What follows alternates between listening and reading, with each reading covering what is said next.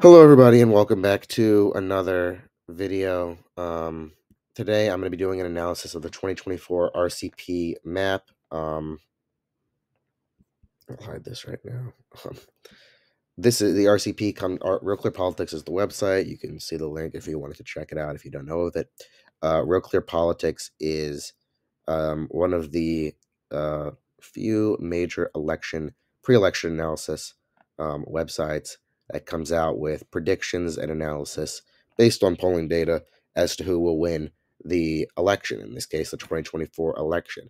In addition to Real Clear Politics, there's also another site called 538, obviously 538 total electoral votes in the Electoral College, the play on words. In my personal opinion, I like Real Clear Politics the most. I think it does a really good job, and I really like the map that it has. And ever since, believe it or not, while I was not making predictions in 2016, I was actually interested in following the polls, and I was looking at the Real Clear Politics map, and that's kind of how I got comfortable with it, because I would just see like the different pathways that each candidate had, and I just go back with 2016. I know a lot of people didn't think Trump could win. I mean, I personally did. Donald Trump, in the Real Clear Politics, only lost to Hillary Clinton with the no toss-ups, 272 to 266. He was very well within the capability of beating Hillary Clinton, but I don't think that many people acknowledge that. Anyway, this is 2020. This is the first, 2024. Geez. This is the first time that Donald Trump has ever led his opponent in an RCP map before, before the toss-ups were allocated and that the allocations to the lean category were made. So Donald Trump is at 219 electoral votes. Joe Biden is at 250. And this is the first time Donald Trump's cracked 200 electoral votes or with the lean and beyond.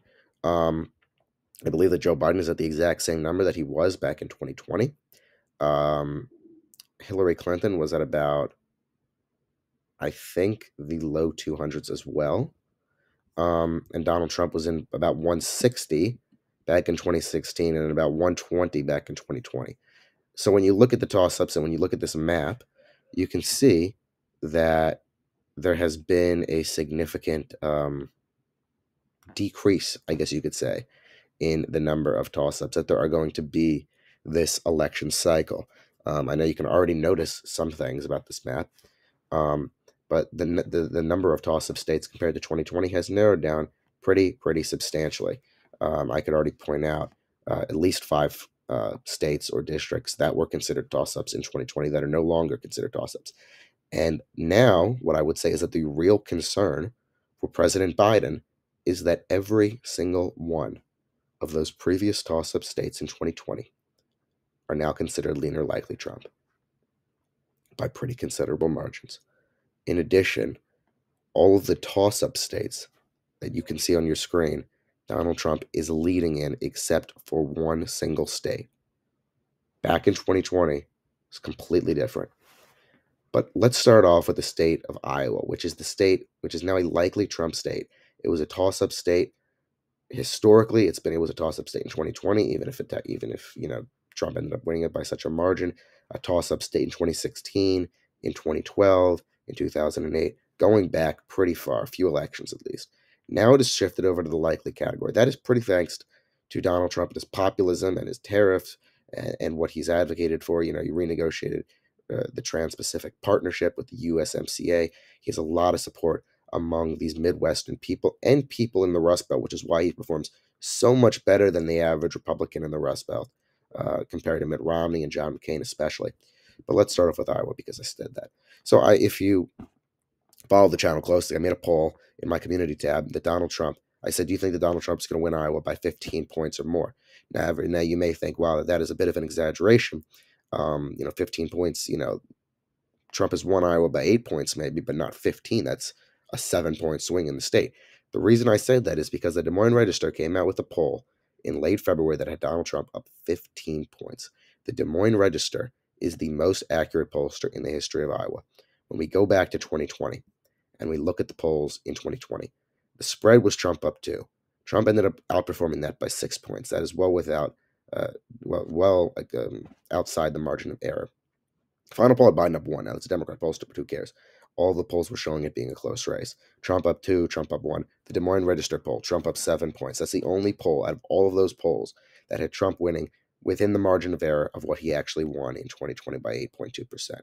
So the Des Moines Register poll is accurate in 2020. In 2016, we can look at it again.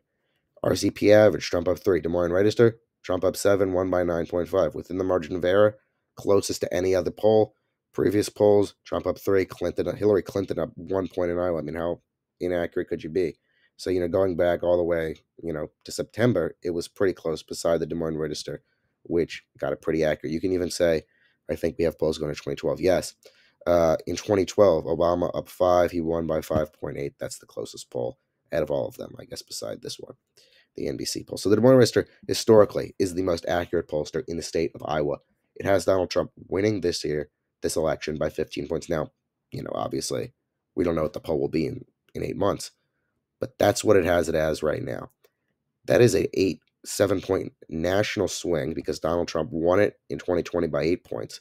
If he wins it in 2024 by 15 points, you're going to see the other states and how that they're shifting as well. It seems as if there's a national shift in favor of Trump in 2024. It's going to be more of a referendum on Biden, and I don't think that Biden has the enthusiasm factor, which is also affecting his polling numbers, but his unpopularity is also affecting it. So it's a very bad mix for Joe Biden. And this poll, this Des Moines Register poll, while Biden never really, I think, was going to try to win Iowa, is showing that Joe Biden should be worried about such a dramatic shift against him. Trump up 15 points in a head-to-head matchup in Iowa. That is unprecedented on a national level. Now, lean states that have shifted to the lean category from 2020. The state of Texas, previously considered a toss-up state for one election at least. Before that, it was also a lean. Trump up 8 points in the spread. It's also shifted compared to 2020 at the moment. Trump won in 2020 by 5.8%. They said it was a toss-up. This would have technically been a lean state. The 2020 polls were very inaccurate. They very much underestimated Trump. I think that they are more accurate this election because they were accurate relatively in 2022, except they underestimated the Democrats slightly in some states. Not in every state. But I do believe that this election, they are relatively accurate. I think that the pollsters have corrected to some extent. I think that Trump will win Texas. I think everyone knows that Trump's going to win Texas. If Trump loses Texas, then it's over for him. But he's up 8 points, and I think he's going to expand on his lead from 2020. I don't know if he'll get to double digits, but he will be in the high single digits, if not. Texas has now gone back to that lean category. That gives Trump a crucial 40 electoral votes. Now, three different other toss-up states historically have now shifted into the lean Republican column. Start off with the state of Florida. The state of Florida, nobody's even polling the state of Florida. That's how confident everybody is that Donald Trump is going to win that state. Now, confidence could be the death of you, so it is important to make sure that you do have these states shored up. But Donald Trump is up 10 points in the most recent poll, which was conducted in November. That was like 5 months ago, I believe. And if you just look at the dates on these polls, I mean, this is last year essentially. I mean, all of this is last year. This is pretty much last year. So nobody's polling in Florida. I guess it just has become a Republican state. Honestly, you could argue it could go in the likely category. I won't say that because we just don't know if Trump will win by double digits. Ron DeSantis in 2020 won by essentially about 20 points, 19 point something points. What an insane victory for Ron DeSantis compared to him only winning by 0.5% back in 2018. Marco Rubio won by about 7 or 8 points, I think, in 2022. So Florida has shifted, and Florida has shifted significantly to the right in 2022 compared to other states like Arizona, which, Blake Masters ended up losing. I thought he was going to win that race, and Katie Hobbs beat Kari Lake as well. But one toss-up state that I think will be a likely state that RCP has the leans right now is the state, the district, Maine 2nd Congressional District, which has Trump up 14, 20 points in all their most recent polls. I do think that this is going to be another big expansion on Trump's lead in 2020. So this poll is conducted by Pan Atlantic. Let's just see how accurate they have been. So they completely botched it in 2020. So imagine, you know, they underestimate Trump by 30. Trump ends up winning by 30 points because they underestimated him by 11 points. 2016, Pan Atlantic. I don't know if they make pollsters here often or polls in this district, so they didn't. But that doesn't matter. Um, Trump is up considerably in Maine's second congressional district. Should be a likely state. Ohio, lean. You could say lean likely. I mean, I would. You can put it in lean. That's fine. Trump leads 9 points. Back in the day, he's won consistently by around that margin. He will maintain that lead. Ohio. They say Ohio is one of these bellwether states. So goes Ohio. So goes the nation. The last election was the first time in like 40 years that Ohio did not decide the winner of the presidential election. Picked Donald. It voted for Trump. Uh, but Joe Biden ended up winning. And then in 2016, Ohio got it right. 2012, all the way back to, I believe, like George Bush or Ronald Reagan. Um, so yeah, Ohio is a lean state. So those were all of the toss-up states in 2020 that have now shifted into a lean category, or even likely in the case of Iowa, and probably should be in Maine's second congressional district. Now we're going to be talking about. Now I would just like to mention, I think that there are two states here that frankly should go into the toss-ups category that are considered lean Biden. It's not going to be New Hampshire. I think that Colorado is fine as likely. It's going to be the state. I'm going to start off with Maine at large. Right now, Maine at large has had a few polls out of it, and they have. I mean, this has Trump up 6. This is the Pan Atlantic poll now. Previously, it has underestimated Trump. Biden up 10. Biden won by 8.7. Has Trump winning? Now, I mean, this is one poll. We don't know what, we just don't have enough data. We have another Critical Insights poll, Biden up 1. He won in 2020 by 8.7. That lead is going to significantly shrink. Donald Trump's popularity has increased a little bit in the Northeast. And this Emerson poll has Biden up 11. Now, both of these polls were conducted a while ago. All of these polls, we're going to have more data out of here. But I would personally put this in a toss-up category, as well as the state of Virginia, which doesn't even have Biden breaking 5 points. I mean, they have some other states that are toss-ups where Trump's up 5.7 points, and Georgia's a toss-up. And North Carolina, Trump's up 5.5 points, and it's a toss-up. But Virginia, Biden leads by 4.3, and it's somehow considered a lean Biden state. I think that Virginia, while it probably is going to go in favor of Biden by a lean margin, is going to end up being closer than it was in 2020. I don't think Biden's going to win by 9% as he did in 2020. I think it's going to be much closer, especially for the fact that Glenn Youngkin has now endorsed Donald Trump for president. He kept his word. He said he would endorse the Republican nominee. That endorsement is going to help him out. Now, I don't know how much Trump is going to be campaigning in the state of Virginia, just because he's going to be focusing his attention, on my mind, on the Rust Belt and Georgia and Arizona. Those are the crucial states. But the state of Virginia is in play, in my mind, in the 2024 election to some extent. I don't think that Biden's going to win by 9%. I think that that's going to narrow up pretty significantly in Virginia. So I do say you should make Virginia a toss-up. Other issues I have. Colorado. Biden leads by 6.5 in the polls. Now, there has not been many polls out of Colorado, so you can take them kind of with a grain of salt. But that's a 6.5 point spread, and it's a likely Democrat state. When you come over to Nevada, Trump leads by 7.7%, and it's a toss-up state. I mean, there have been many polls out of Nevada either. I guess you could take them with a grain of salt. There's been 2 in February. They've had Trump up 6 equally.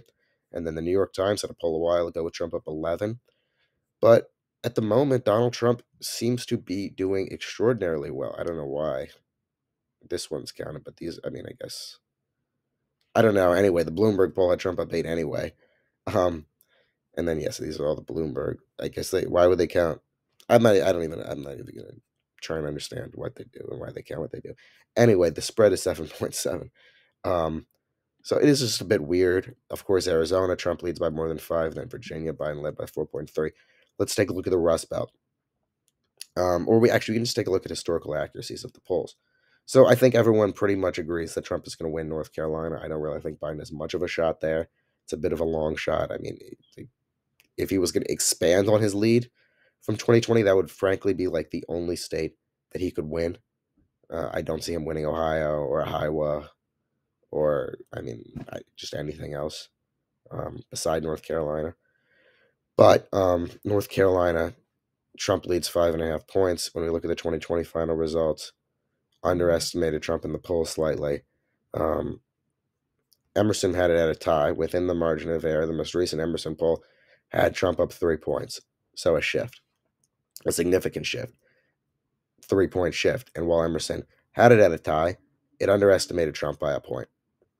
Keep that in mind.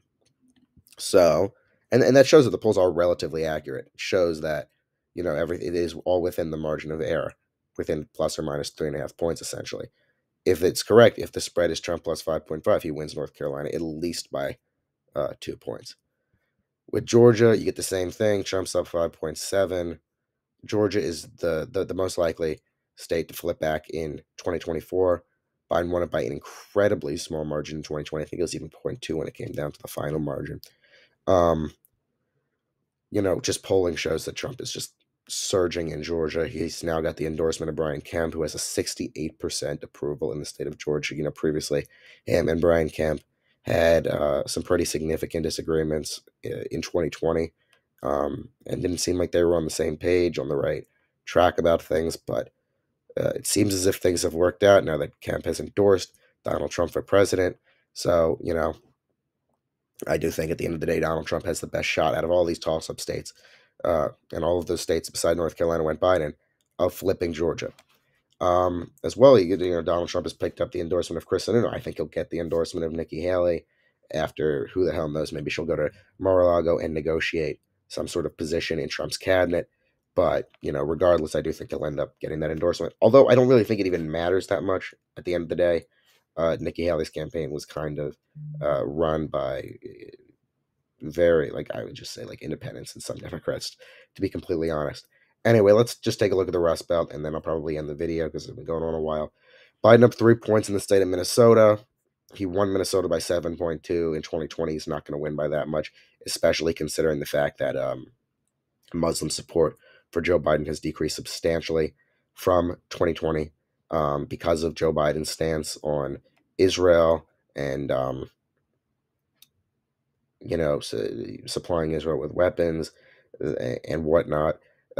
When you look at the primaries in Michigan and in Minnesota, a pretty significant minority, considering Joe Biden is an incumbent running for re-election in a Democrat primary, essentially unopposed.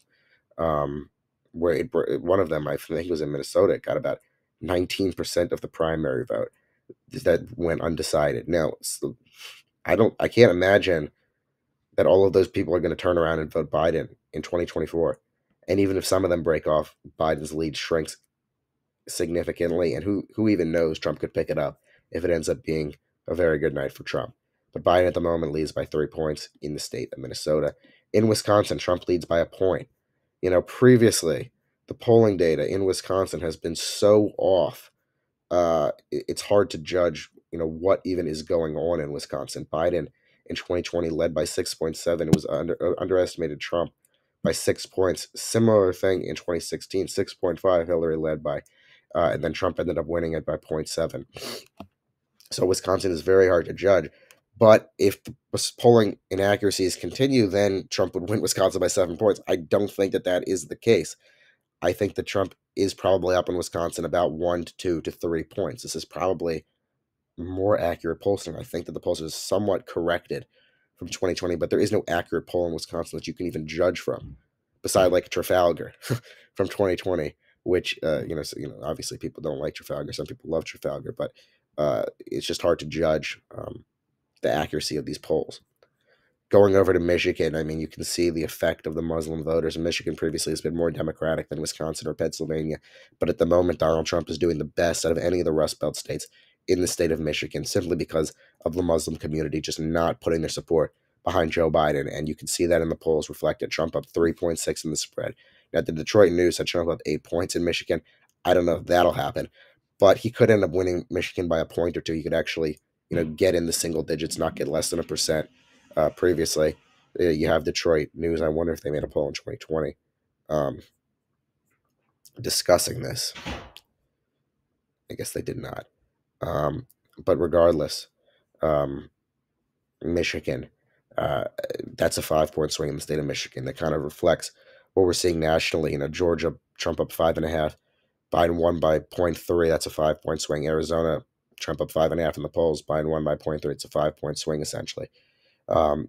Virginia, Biden won by 9 points in 2020. Now Biden leads by 4 points in 2024. That's a 5 point swing. You kind of are seeing that 5 point national shift in a lot of these toss up states. And you're not seeing a Biden bump from the State of the Union either, which is very, very concerning for Joe Biden. Pennsylvania is the only state that is looking like Joe Biden is confident in or has even somewhat of a shot in. But the thing is, I mean, this spread has Biden up 8, but that's only because of Susquehanna, which is an outlying poll. I mean, it's just an outlier that is shifting the spread. Um, you could argue that Bloomberg is as well. I wouldn't say so though. I just say that Susquehanna is 8 points. Biden is not up 8 points in Pennsylvania. Trump's probably not up 6 points in Pennsylvania, but Trump could be up, 2 or 3. That's within the margin of error. Biden is just not up 8 points in Pennsylvania. I'd say that is a significant outlier over there. But anyway, that's really my analysis of the RCP map. I mean, you could take a look at the state of New York. That is a 10 point swing. Biden up 23 in 2020. All of these recent polls have Trump, Biden leading by only 9, 10, 12 points. Looking bad even in California. I mean, of course, Joe Biden's going to win California at the end of the day, but he only leads by 21 points in the national in the polling average. Looking back to 2020, he won by 29 points, and Hillary Clinton won by 28 points. So that's about an 8 to 9 point swing in California. Just overall, a very bad look for Joe Biden, and it does not look like he could win this election at this point in time. It looks very, very difficult for him to be able to do that. You look at the no cost side, Trump wins. This is the first time Trump's ever done that in the RCP map, that he wins with the no toss ups at the polls. Um, what was I going to say? Yeah, so this is, I mean, I just don't think that Joe Biden at this point in time will be able to get it done. When you look back in 2020, which should have been an incredibly favorable year for the Democrats because of COVID, because it was a referendum on Trump, because of everything that was going on, because they were able to use early voting as an initiative for them to campaign and get people to and kind of just drop off ballots and get people to fill them out, and I guess you could say ballot harvest, and that helped with Joe Biden ended up getting 81 million votes. Um, that played a significant role in that. Now, 2024 is so different because enthusiasm for Biden is lower. People are actively voting against him, uncommitted in primaries. He only won by a combined total of 43,000 votes spread out in Arizona, Georgia, and Wisconsin. All Trump needs to do is flip those states back. Biden won Georgia by 0.2, Arizona by 0.3, and Wisconsin by 0.7. If Trump retains all of the states that he won in 2020 and solely flips back Georgia, Arizona, and Wisconsin, all he needs to do, he's the president-elect of the United States again, and he'll be president again. So the path forward for Joe Biden is so, so hard. And he's just not seeing the boost that he wants to see, especially from that State of the Union. Joe Biden and his campaign should be very concerned about what prospects they're looking at in 2024 and where they are going to be campaigning. If there were specific states that they needed to campaign, it would be the Rust Belt. Those are the states they have to go. They have to go to Minnesota, Wisconsin, Michigan, and Pennsylvania. If they can hold that blue wall, Joe Biden retains the presidency. But if one of those states cracks, and say Trump wins Arizona and Georgia, if one of those states cracked, it's over. Trump wins. And right now it's looking not just like one of them will crack, but very likely 2, 3, or possibly even 4 of them will. And if that's the case, it's over for Joe Biden. So anyway, that is my analysis of this RCP map. Hopefully you enjoyed this video. Let me know in the comments your thoughts on the map and what you think should be considered likely or lean if RCP didn't get things right. But anyway, thank you for watching. Make sure to subscribe to the YouTube channel and have a great day. I'll talk to you all soon.